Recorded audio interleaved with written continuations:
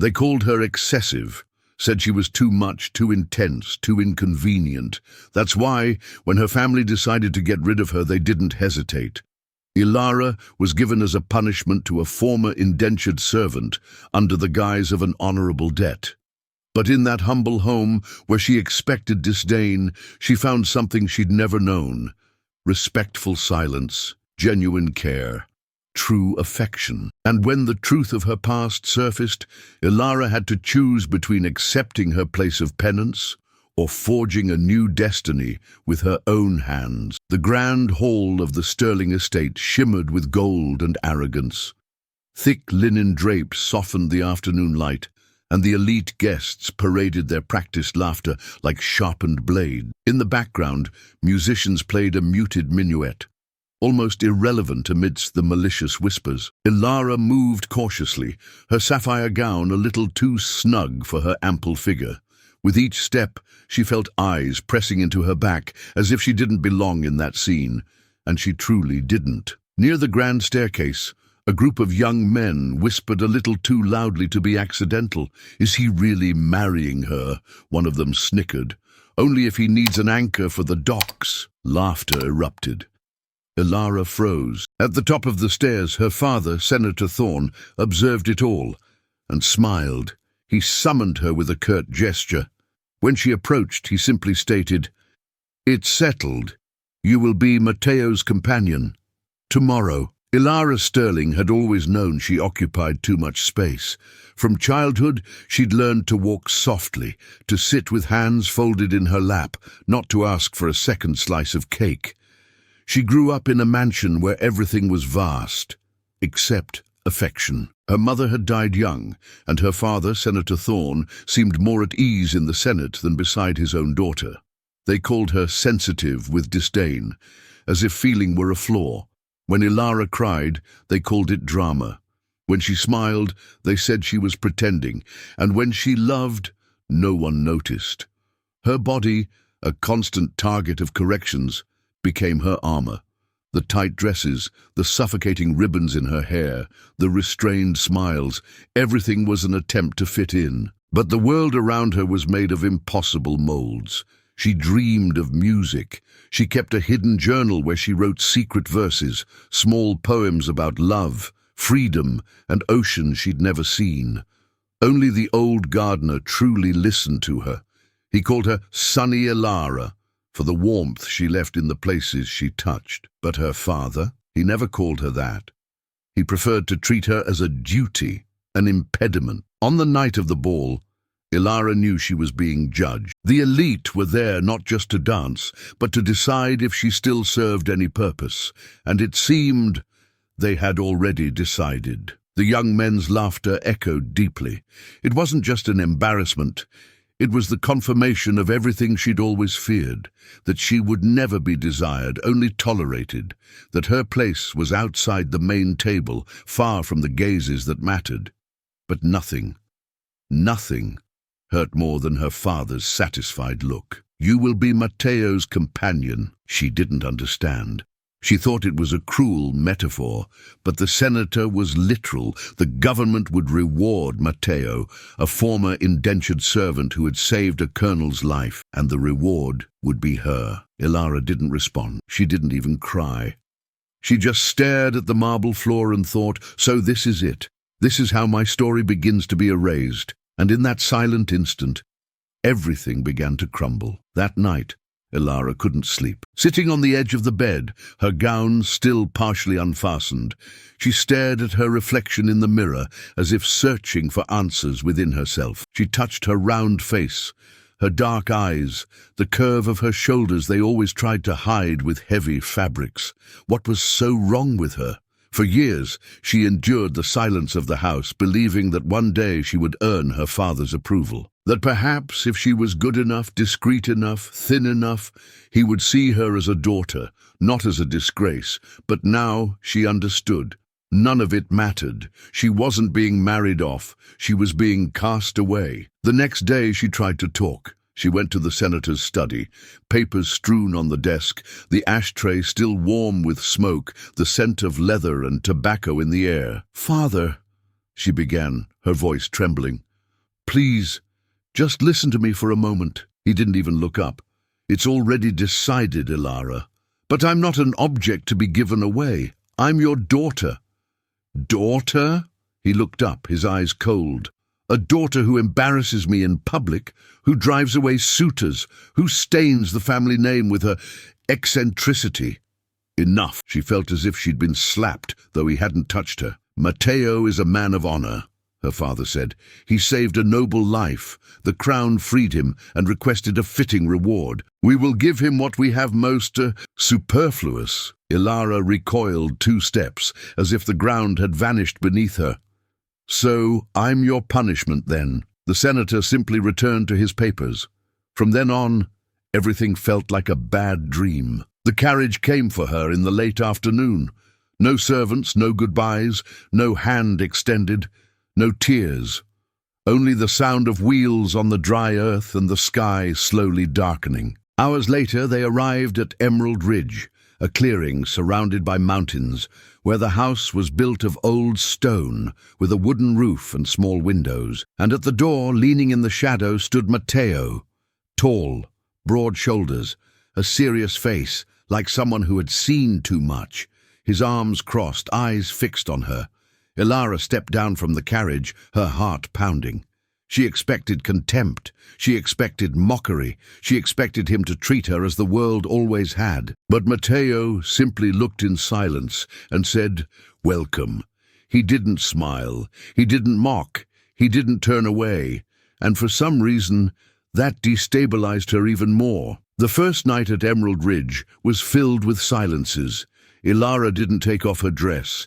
She sat on the narrow bed Matteo had prepared and stayed there motionless.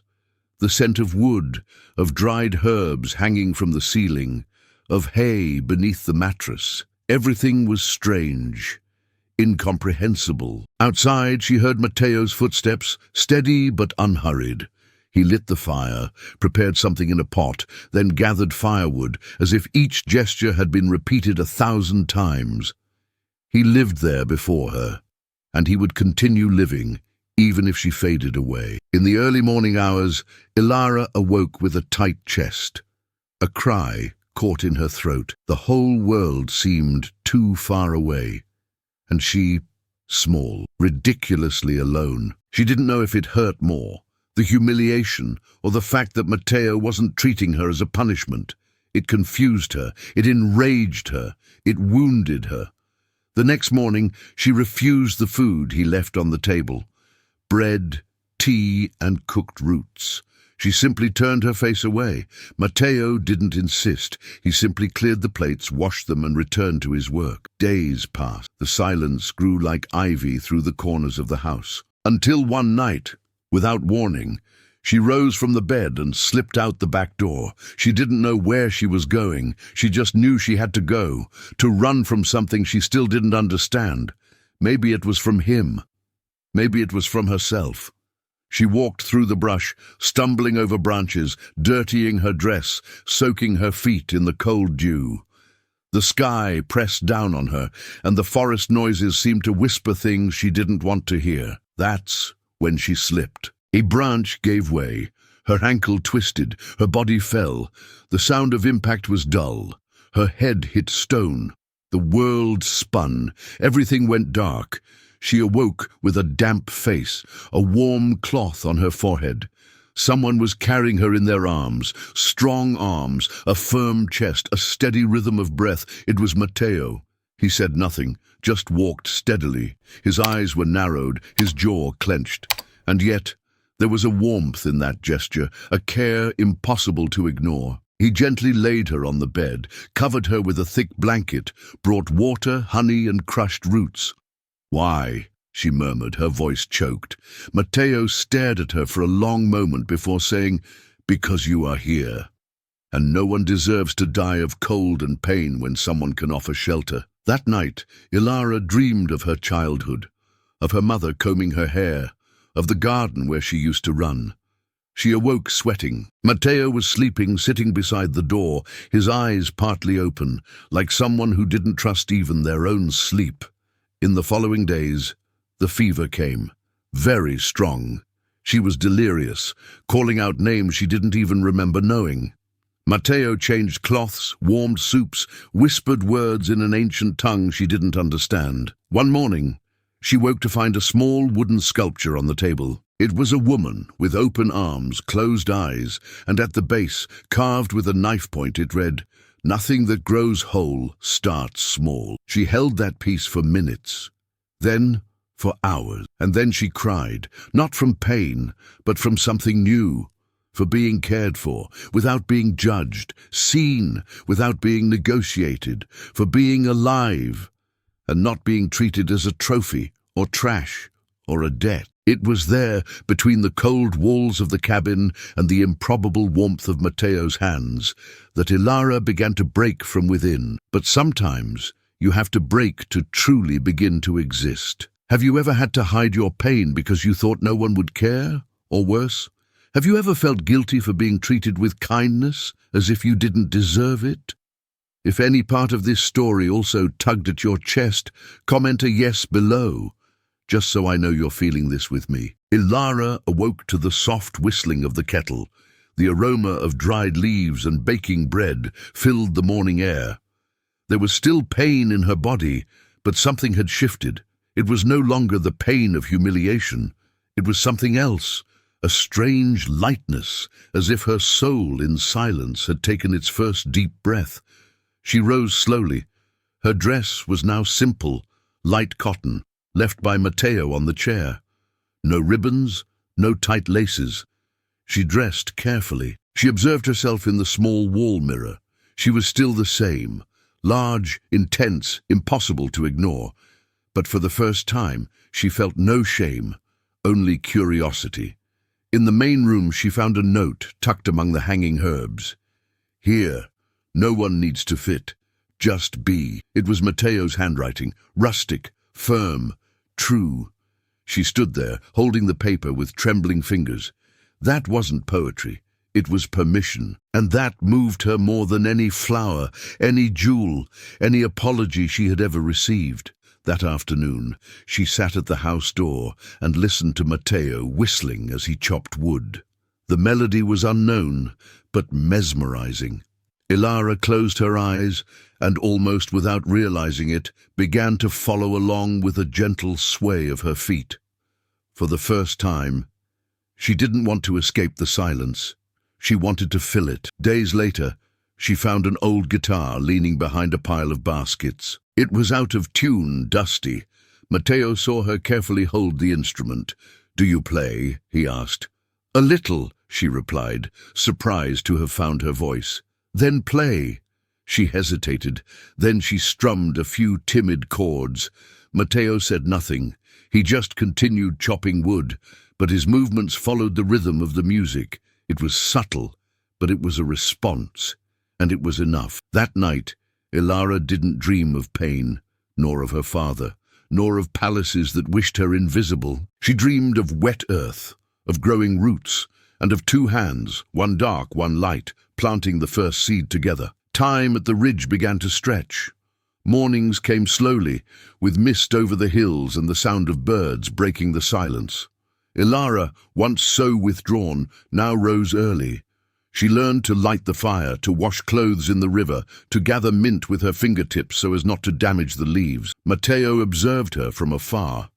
He didn't interfere, but he also didn't avoid her. There was an unexpected gentleness in that man of few words, a kind of strength that didn't need to impose itself. "You look different," he said one morning, seeing her deftly sweep the porch. "How so?" "Less like someone apologizing for existing." She didn't answer, but she smiled inwardly. They began to work side by side. On sunny days, they prepared stakes to expand the chicken coop. On rainy days, they organized baskets and cloths in the barn. Ilara listened to stories told in fragments, about the forest, about his time in servitude, about Matteo's grandmother, who could read the sky by the stones on the ground. One mild, windy afternoon, he brought her a branch of white flowers picked from the top of the trail. "They are fragile," he said, placing them on the table. "They only grow where the soil is difficult." She didn't know if he was talking about the flowers or her. That night, Matteo made kanjika with coconut milk. Ilara watched him stir the pot slowly. The sweet, warm scent filled the house. "Why do you never ask why I'm here?" she blurted out suddenly. Matteo didn't look up. "Because you are. The reason doesn't change the fact." For the first time she understood what he meant. Here, the past was no excuse, nor a sentence. It was just the road that led her here. But not every day was easy. There were mornings when Ilara woke up and looked in the mirror with the same old self-loathing, or heard, in the silence of the house, echoes of cruel laughter from the past. Sometimes just seeing the handkerchief embroidered with the Sterling family initials was enough to make the ground disappear beneath her feet again. One day, while collecting clothes from the clothesline, she saw Matteo watching her. He seemed more serious than usual. "What is it?" "Nothing, just sometimes I forget you're that man's daughter." She felt her blood run cold. Not because Matteo was wrong, but because she herself also forgot. And when she remembered, it hurt. "Do you see me as a shadow of what he did?" she asked, her voice a thread. Matteo didn't answer immediately. He just looked at the ground, as if searching for words in the soil. "When you arrived, yes, but then I started to see something else. But sometimes I think I'm deluding myself, that one day you'll realize where you are, and you'll leave." The sentence hung in the air, heavy, raw. Ilara turned her face away. She felt her throat tighten. "I'm scared too," she confessed. "Scared of liking it too much, of believing that this is a safe place, and discovering that I'm still a punishment." Matteo looked at her, really looked. For the first time, there was pain in his eyes. "You are not a punishment, Ilara. You just don't know it yet." She wanted to believe him. She wanted to so badly, but the wound was too deep. That night, they ate dinner in silence. The fire crackled in the stove, and silverware clinked against plates like sad bells, each trapped in their own memories, their own ghosts. When Ilara lay down, she clutched the pillow tightly. Her heart pounded, but it wasn't fear of the other. It was fear of herself. But then, the sound of the wind shifted, and with it, a noise that would change everything. The hurried clatter of horses approaching along the trail. Dust swirled in dry spirals as the carriage stopped before the stone house. The horses' hooves were still stamping the ground when Ilara already knew who had come. She felt it, in her body, in her blood. Matteo appeared at the door, covered in dirt, the hoe still in his hands. His eyes narrowed as he saw the crest painted on the carriage's flank, the Sterling Eagle. Senator Thorne descended slowly, dressed in black, as if attending a funeral. And perhaps he was. His eyes scanned the surroundings with disgust. They fixed on Matteo with a mixture of revulsion and defiance. Then they found Ilara standing at the top of the steps, her hands firm on the sides of her simple dress. "You look smaller," he said with disdain, "so shrunken I barely recognized you." She descended a step. "I didn't shrink, Father. I just stopped fitting in the place you gave me," he ignored her. "I've come for you. This," he gestured to the house, to Matteo, to everything, "is over. You are dishonoring our name." "Our name was already dishonored when you treated me as payment," Ilara replied, without hesitation. The senator became agitated, his voice louder now. "You are my daughter. You will come home. You will marry whomever I say. This place was a mistake," he said, pointing at Matteo as if he were dust. Matteo remained silent, but took a step forward, his muscles tense, his eyes alert, but not with fear, with readiness. "I'm not coming back," Ilara said, "and I won't let you treat him like a shadow. He is an indentured servant." "He was an indentured servant, but he was always more of a man than you." The air froze. The senator raised his hand to her face, as if threatening a slap, but he stopped midway through the gesture. Perhaps because of Matteo's gaze. Perhaps because deep down he knew nothing he said could change what she had become. Ilara lifted her chin. "Do you know what hurts me most? It's not having been given away. It's the fact that you never tried to know me. Matteo didn't touch me for months, but he saw me on the first day. the senator scoffed. "You'll regret this. You'll come back crying." Ilara smiled calmly. "I cried my whole life. For the first time, I'm learning to breathe." Silence.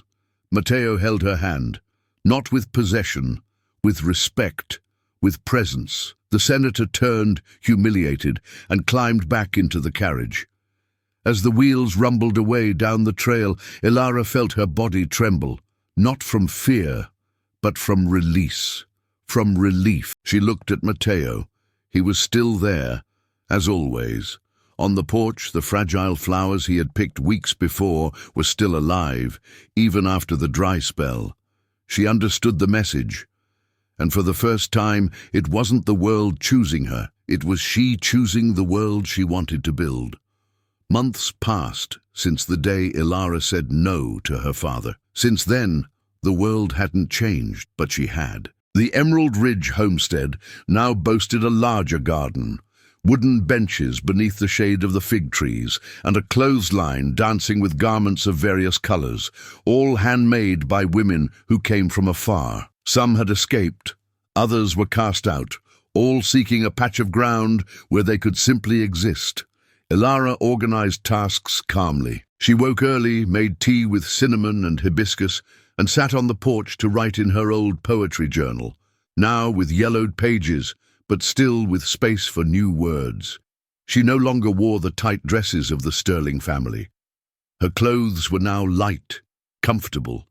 Her body, still the same, was no longer a problem. It was home. It was a bridge.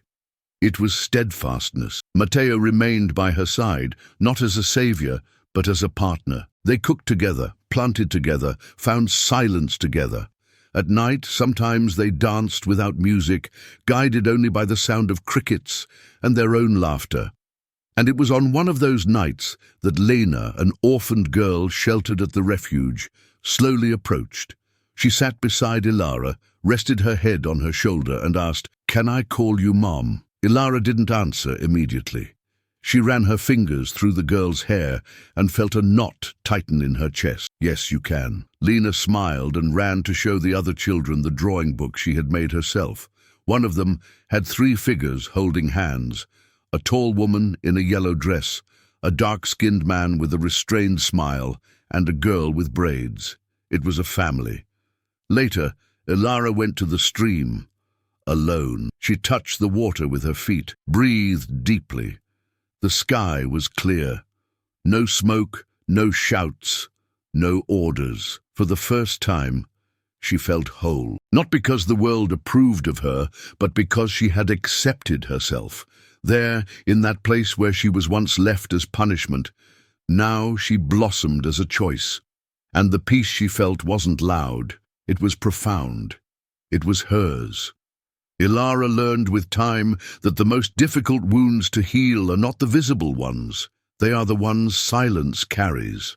For years, she thought the problem was in her body, in her presence, in being too much for the world. But it wasn't her overflowing. It was the world offering containers that were too small. Being given away as punishment was the deepest pain she had ever felt. But it was also the doorway to something she never imagined: true love.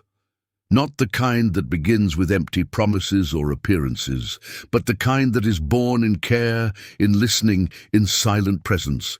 Matteo didn't save her, but he didn't wound her either. He saw her, and that was more powerful than any vow of love. At the Emerald Ridge homestead, Ilara created something greater than a new life. She created a new value for herself. She was no longer anyone's daughter. She was the mother of a refuge, the root of a place where other women could also be reborn. And perhaps that is the most beautiful thing of all.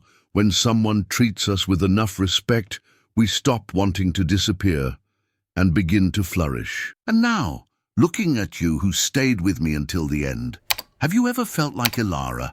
Like you were constantly being measured by a standard you could never reach? If this story stirred something within you, if you've ever felt invisible, inadequate, or treated like a punishment, take a deep breath and remember, you are not a burden.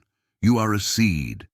And sometimes all a seed needs is the right place to grow. If this story moved you in any way, leave your like here. It shows that it's worth continuing to tell stories like this. Tell me in the comments what city you're watching from. Seriously, I read all of them, and I make sure to reply to everyone who shares this moment with me. And if you believe in the transformative power of real and emotional stories, subscribe to the channel. Every new subscription gives me strength to continue this mission. And this journey is just beginning. Don't go yet. Choose one of the 2 stories appearing on the screen now and continue with me in the next video.